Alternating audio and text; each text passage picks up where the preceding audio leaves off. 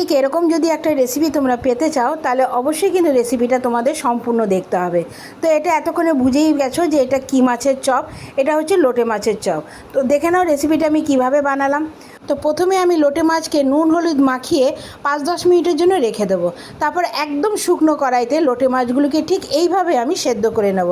তো লোটে মাছ থেকে কিন্তু প্রচুর পরিমাণে জল বেরোয়, সেজন্য কিন্তু লোটে মাছকে জল দিয়ে সেদ্ধ করার কোনো প্রয়োজন নেই। তো তোমরা দেখতেই পাচ্ছ যে মাছ থেকে কী পরিমাণ জল বেরিয়েছে।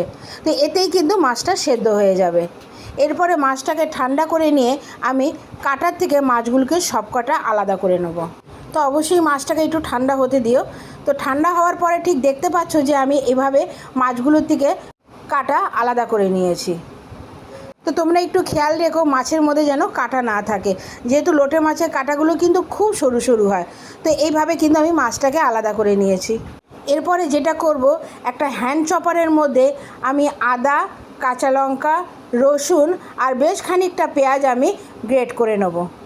তো এটা কিন্তু আমি মিক্সিতে করতে পারতাম, কিন্তু মিক্সিতে করলে কি হবে, পেঁয়াজ আদা রসুনটা একদম পেস্ট হয়ে যাবে। সেটা করলে কিন্তু হবে না। যেহেতু এটা আমি চপে দেবো সেজন্য কিন্তু পেঁয়াজটাকে এভাবেই গ্রেট করে নিতে হবে।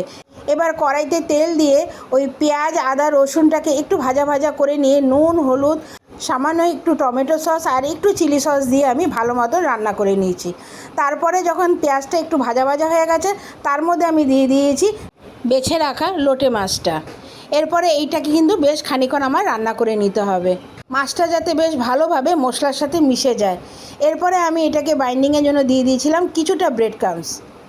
তো এর মধ্যে তোমরা বিস্কুটের গুঁড়োও দিতে পারো। এবার এটা কিন্তু আমি হাতের মধ্যে নিয়ে নাড়ুর আকারে আমি তৈরি করে নিয়েছি। তোমরা একটু বড় সাইজও করতে পারো, কিন্তু আমি এটা একটু ছোট ছোট করেই তৈরি করেছিলাম। এভাবে এক এক করে কিন্তু আমি প্রত্যেকটা চপই তৈরি করে ফেলেছি। এবার অন্য একটা বাটির মধ্যে খানিকটা কর্নফ্লাওয়ার আমি জল দিয়ে গুলে নিয়েছিলাম। তার মধ্যে দিয়ে দিয়েছিলাম সামান্য একটু নুন। নুনটা তোমরা একটু বুঝে দিও, সামান্য একটু নুনই তোমরা এর মধ্যে দেবে। এবার এটা গোলা হয়ে গেছে আর অন্যদিকে নিয়ে নিয়েছিলাম একটু ব্রেড ক্রাম্বস।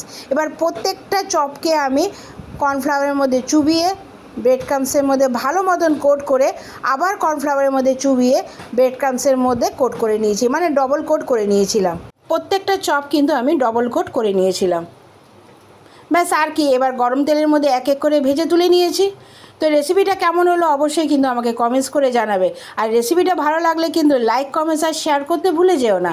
তোমরা যদি ফেসবুক থেকে রেসিপিটা দেখে থাকো তাহলে আমাকে ফলো করে দিও, আর যদি ইউটিউব থেকে দেখে থাকো তাহলে আমার চ্যানেলটা সাবস্ক্রাইব করে দিয়ে বেল বাটনটা টিপে দিয়ে আমার পাশে থেকো।